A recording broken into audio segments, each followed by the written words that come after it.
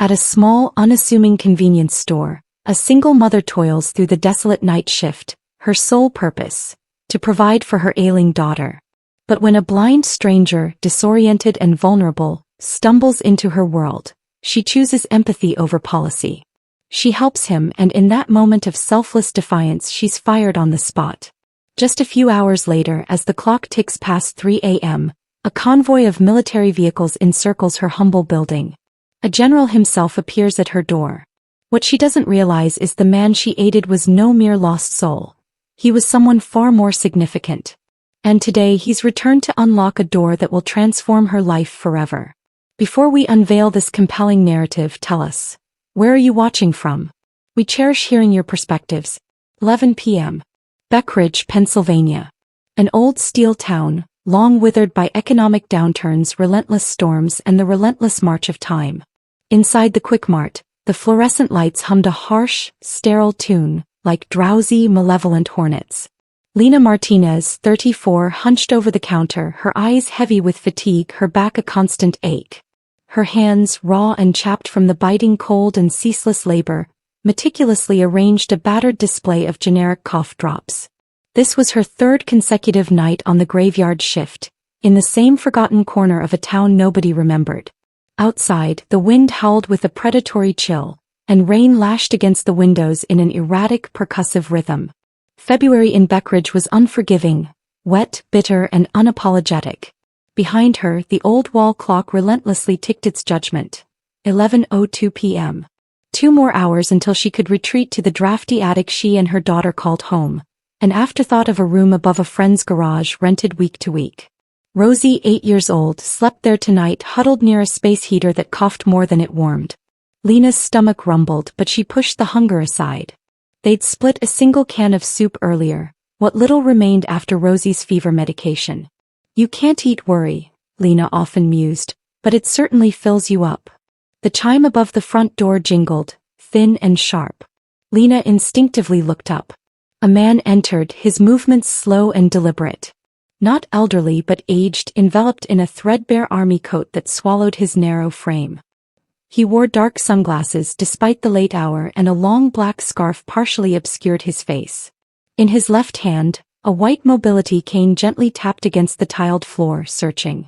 His right hand trembled, hovering in the air as if reaching for something just beyond his grasp. "Hello." His voice cracked. Is anyone working here?" Lena dropped the cough drops. "Yes sir, I'm here," she called out, stepping from behind the counter. "Take your time. How can I help you tonight?" The man's shoulders sagged, just a fraction, as though hearing her voice released a tension he'd held for hours. I need something to eat. Soup, maybe some water." "Not much. Sorry, I'm still adjusting."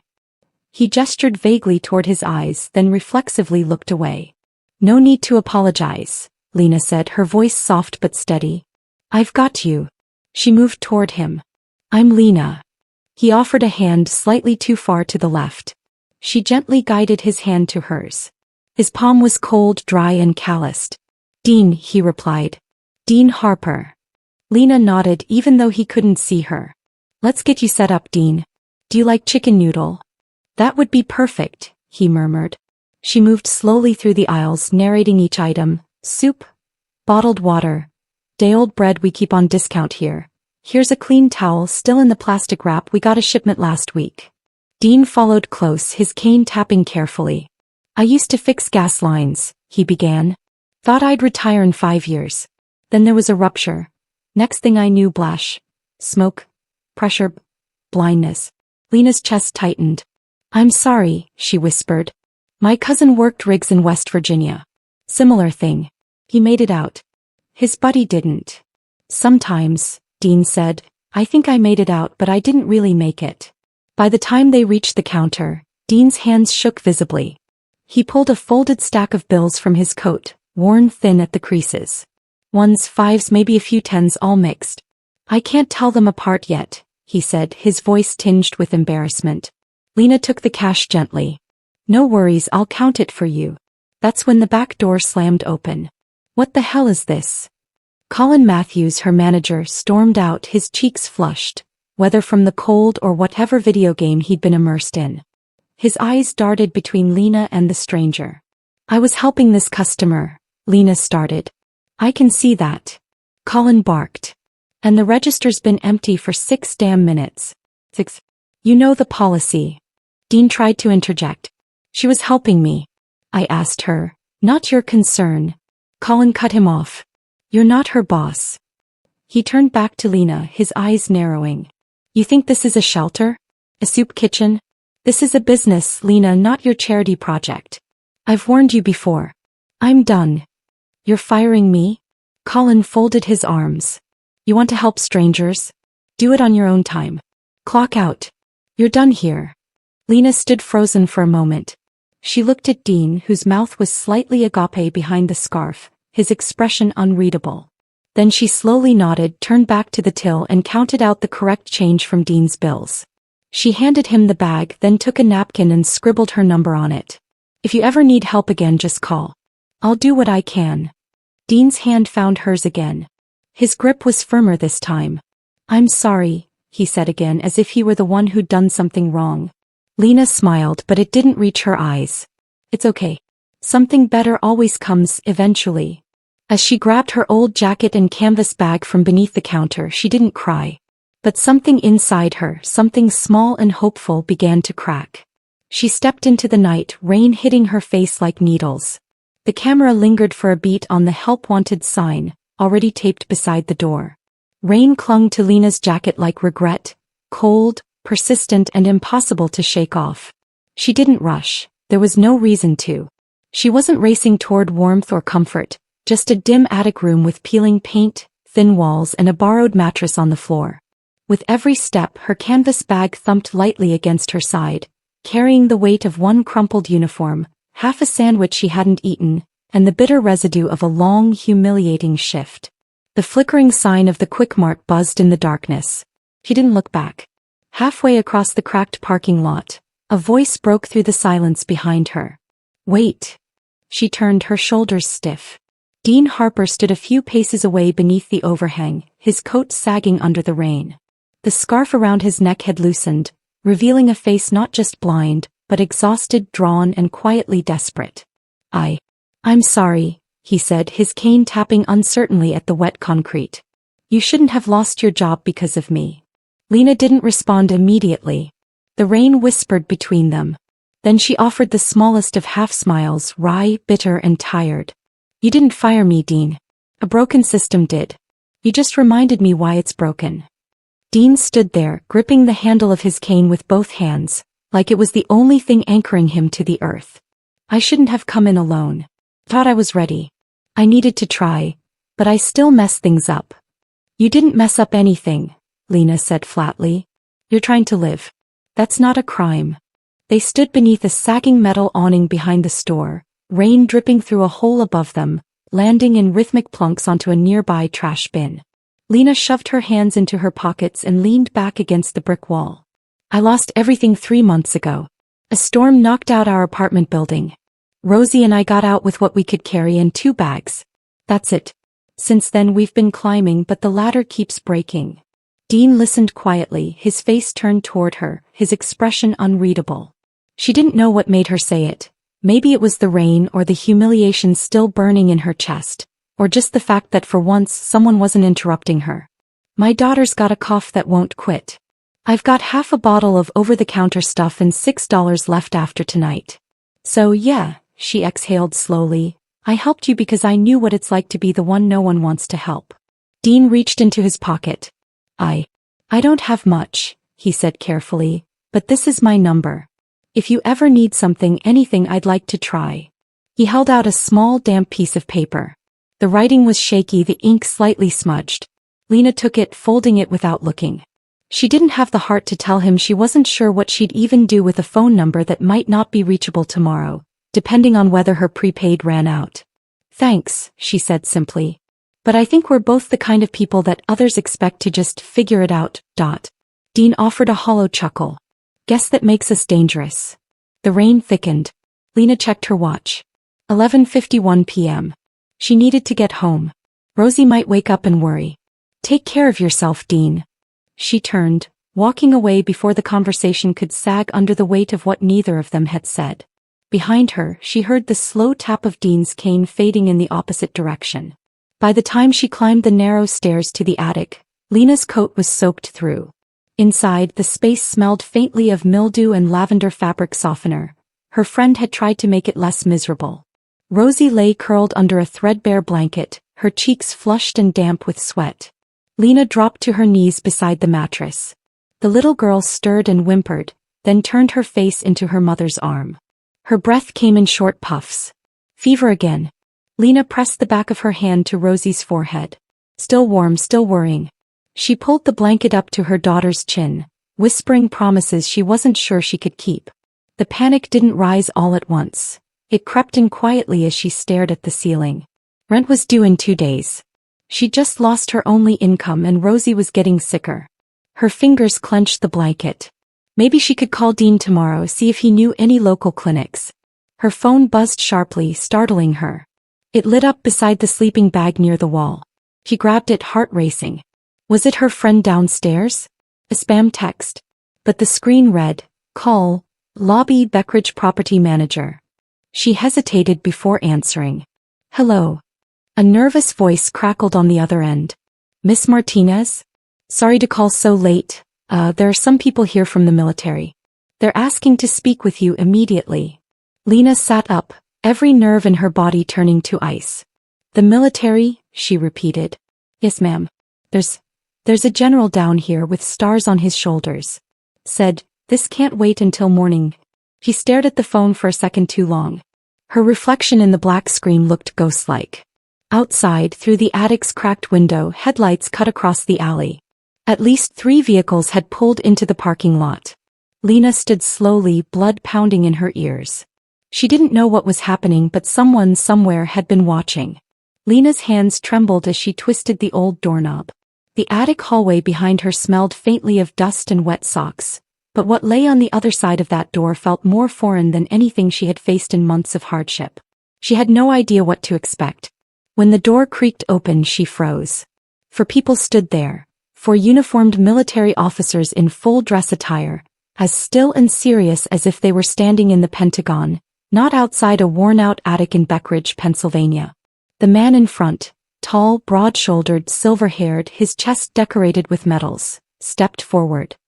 His presence filled the narrow hallway with a kind of silent authority that made Lena's breath catch. "Miss Lena Martinez?" he asked, his voice firm but not unkind. Yes," she replied, gripping the door for balance. "I'm Major General Brian Calloway," he said, offering a gloved hand. "I apologize for the hour and the dramatic entrance, but this matter couldn't wait until morning." Behind him stood a younger woman, sharp eyes, neatly pulled back hair, and a calm, unreadable face. Lena recognized her almost immediately. It was the woman from the parking lot outside the Quick Mart, the one who'd been leaning against the black sedan that night. "This is Lieutenant Naomi Green," the general continued. "She's part of our Oversight and Personnel Affairs Division. And the others here are senior members of our Military Family Support Corps." Lena blinked, struggling to find her voice. "Why are you here? I mean, what's this about?" The general glanced at the woman beside him, then back at Lena. "May we come in? This is best discussed in private." Still stunned, Lena stepped aside and ushered them into the tiny attic room. She quietly adjusted the blanket over Rosie, who was still asleep on the floor mattress, unaware of the uniforms now surrounding her. The military officials gently took seats wherever they could, on the small desk chair, the floor near the window, even an overturned laundry basket. General Calloway looked directly at Lena. "Miss Martinez, the man you helped last night at the store, the one who called himself Dean Harper, is not who he said he was." Lena's heart dropped. "He wasn't dangerous, was he?"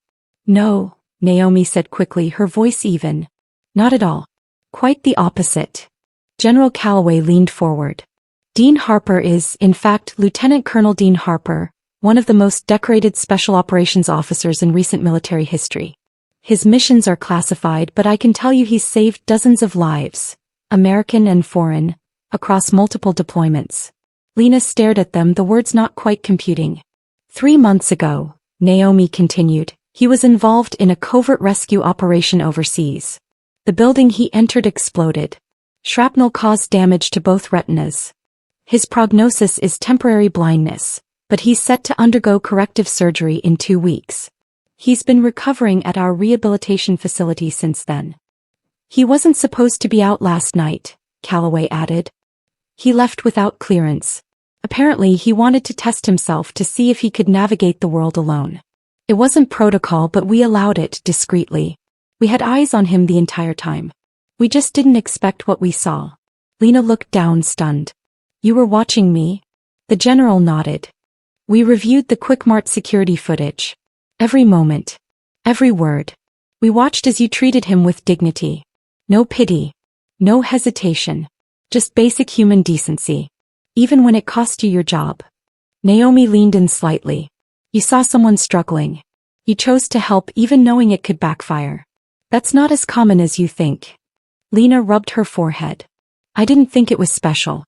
It just felt right. Exactly, Calloway said. And that's why we're here. He pulled a folder from his coat and set it on the small folding table near the radiator. We have an opening at the base nearby, just outside Pittsburgh. Civilian Family Liaison Coordinator. It's a full-time role within our Military Family Support Division. The job is designed for people who can connect with the spouses and children of active duty soldiers, especially those dealing with injury, loss, or major transitions. It requires compassion, communication, and moral clarity. Naomi continued, the position offers full medical benefits, housing on base, educational support for dependents, and a starting salary of $67,000 per year. Lena's eyes widened. Her mouth opened then closed again. This is why you, Miss Martinez? Calloway said simply. Because Harper asked for you. And because after we looked into your background, your work history, your volunteer hours at your daughter's school, your record of caring for your father during his illness, we realized you were exactly what we needed. The kind of person who does the right thing when no one's watching. Lena covered her mouth with one hand, trying to hold back a wave of disbelief. Her throat tightened. She looked over at Rosie, still asleep beneath a threadbare blanket. For the first time in years, she allowed herself to imagine more than just survival. A home. Stability. The future. Naomi offered her a gentle smile. Sometimes the system works backward, Lena. Sometimes it sees what's right and moves. General Calloway rose, buttoning his coat. We won't pressure you, but we needed you to know how much it meant to Harper and to all of us that you stood up when it was hard. If you accept, we'll handle everything. Relocation. Training. Support. Lena nodded slowly as if afraid the moment might vanish if she moved too quickly. I'd like to say yes. I just need to let it sink in. Take your time, Naomi said, but not too long. We have a place ready for you.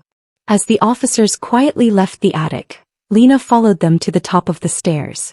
The hallway was still dim, but the window at the far end showed the first hints of dawn, a soft blue light creeping over Beckridge's ruined rooftops. She didn't know what waited on the other side of this decision, but for the first time in a very long time she wasn't afraid. 3 days later, the sky above Beckridge was dull and flat, like a rusted sheet of tin. Cold wind whispered down the empty sidewalks as Lena stepped off the bus near the Quickmart. Her coat, though still plain and a bit worn, had been freshly laundered, zipped to the top. A small laminated badge peeked from her front pocket. United Forces Family Support Division, Civilian Liaison. The automatic doors opened with a familiar squeak as she walked inside. The store was almost empty, quiet, sterile, humming with fluorescent fatigue. Colin Matthews looked up from the register, his usual scowl already forming before recognition even clicked. The man hadn't changed, still wearing the same wrinkled polo, still tapping the side of the scanner like it was the machine's fault when it misread a barcode. He blinked when he saw her. His jaw clenched, then dropped slightly. You're not supposed to be here, he muttered, reaching slowly toward the store phone. If you're here to cause trouble, I'll call security. Lena raised one hand calmly. Relax, Colin. I'm just here as a customer. Not asking for anything. Suspicion lingered on his face, but he let his hand fall away from the phone. Make it quick. Lena walked the short aisle, picked up a bottle of water from the cooler, the same spot where she'd once stocked drinks on back-to-back graveyards, and returned to the counter. The help wanted sign was still taped beside the register, now curling at the corners. That'll be $1.79, Colin mumbled, not meeting her eyes. She handed him exact change. No rush, no drama. But as he reached for the receipt, she set something else down on the counter. A crisp white business card, military insignia embossed in silver, her name printed cleanly beneath it. Colin squinted at it, then his fingers stiffened. He picked up the card, read the words again. His mouth moved, but nothing came out at first. Is this real? Lena's tone remained neutral, almost kind. Very real. I've been offered a federal position. Lieutenant Colonel Harper, remember him? Recommended me personally. Seems the footage from your security cameras was enlightening. Color drained from Colin's face. He swallowed hard. The footage? She nodded. They saw how I spoke to him. How I helped. How I was fired in front of him for showing basic human decency. His voice caught. I didn't know he was military. Lena tilted her head slightly. Would it have mattered? Colin looked away. She continued, her voice measured. You told me this place wasn't a charity. You were right, it's not. But kindness isn't charity, Colin. It's humanity. And sometimes when you show it, it comes back to you in ways you never imagined. That night you saw weakness. They saw strength. He shifted uncomfortably, now fidgeting with the edge of the register tape. So, you're working with them now? Like full-time? Lena smiled for the first time, a soft, private smile. Starting next week. Housing on base. Rosie gets to go to school there. We'll have health insurance. Stability. A life, not just survival. Colin glanced at the help wanted sign, then back at her. Hard to find good night staff, he mumbled. I bet it is, she replied. There was silence between them, a silence more awkward for him than for her. Then as she picked up the water bottle and turned to leave, she paused. Oh, and Colin. He looked up, still holding the card like it might explode. I'd rethink your approach to disabled customers. Or really any customers. You never know who they are or who they might become. She didn't wait for a response. The door opened with that same squeak as she stepped back into the wind. Behind her, she could hear the frantic beeping of the register, followed by the sharp click of Colin's fingers dialing the phone. Probably corporate, maybe security, maybe nobody at all. But Lena didn't care. She wasn't the same woman who had left this place in the rain. As she crossed the street toward the bus stop, the clouds above her broke just enough to let a beam of pale sunlight spill across the sidewalk. The attic was nearly bare now. The faded curtain that once fluttered with every draft had been taken down and folded neatly into a box marked Donate. The cracked mirror above the tiny sink reflected Lena's tired face. Only this time there was no weight behind her eyes, just quiet certainty. Rosie sat cross-legged on the mattress, her favorite stuffed bear tucked under one arm, watching her mother pack the last of their things. Are we really moving today? She asked for the third time, her voice a mix of excitement and disbelief. Lena smiled, tucking a pair of socks into a side pocket of her daughter's backpack. Yes, baby. This afternoon. They'll be sending a car to pick us up. To the army place? Rosie's eyebrows arched. Where the soldiers live.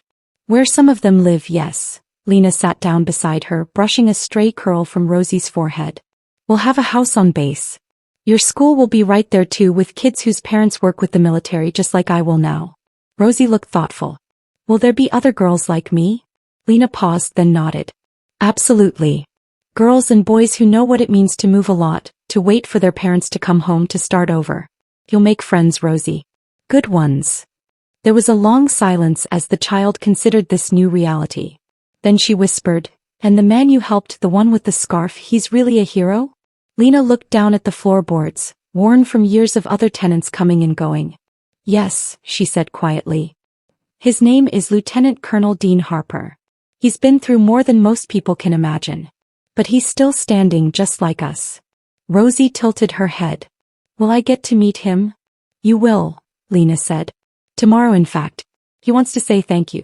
But really, I should be the one thanking him. Rosie wrapped her arms around her mother's neck and hugged her tight. I knew you were special, she murmured. Daddy always said your heart was bigger than the whole world. Lena closed her eyes, holding her daughter close. Her throat ached. It had been 4 years since the construction accident, 4 years of figuring it out alone. Nights of skipped meals, overdue rent, emergency rooms, and praying to a God she wasn't always sure listened. I'm not special, she said finally, her voice thick with emotion. I just did what anyone should do. But they don't, Rosie said simply. You did. That's what makes you special.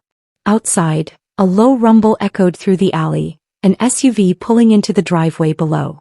The driver stepped out, military cap tucked beneath one arm, and looked up at the building. It's time, Lena said softly. She zipped the last suitcase and stood, taking one last glance around the attic. The room hadn't changed. It was still small, still cold, still borrowed.